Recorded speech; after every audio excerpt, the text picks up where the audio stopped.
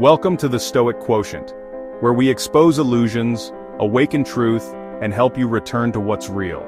This isn't just content. This is an invitation to remember who you are.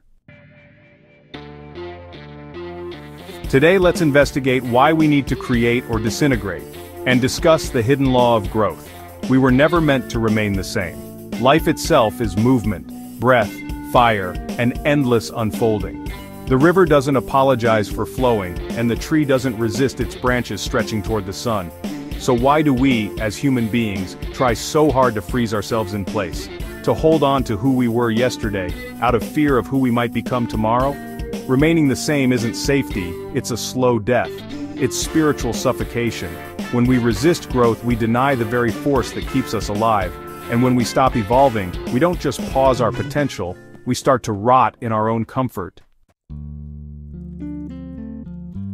You are made for transformation, for awakening, for becoming. You are not here to repeat, you are here to rise. So, when life shakes you, challenges you, breaks you wide open, remember this is not your undoing, it's your invitation. You were never meant to remain the same. Everything in nature expands, evolves, expresses.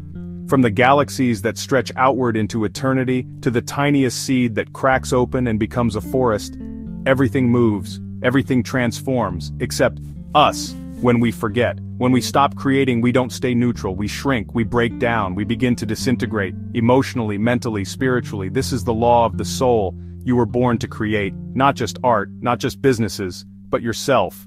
To create new thoughts is to rebel against the mental cages of your past. It's not just about thinking differently, it's about becoming someone your old wounds couldn't imagine. New thoughts forge new pathways in your brain, rewriting the stories that kept you small. Every new response to old pain is an act of liberation, a refusal to be chained by yesterday's ghosts. When you stop reacting from your history and begin responding from your healing, you become someone else, someone freer, fuller, and more whole.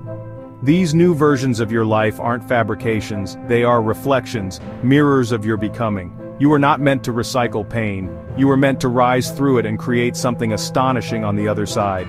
And when you resist that calling, when you numb, delay, or avoid your inner expansion, you begin to rot inside. You become restless, bitter, cynical. Because a soul denied of expression turns against itself. You weren't meant to watch life, you were meant to shape it.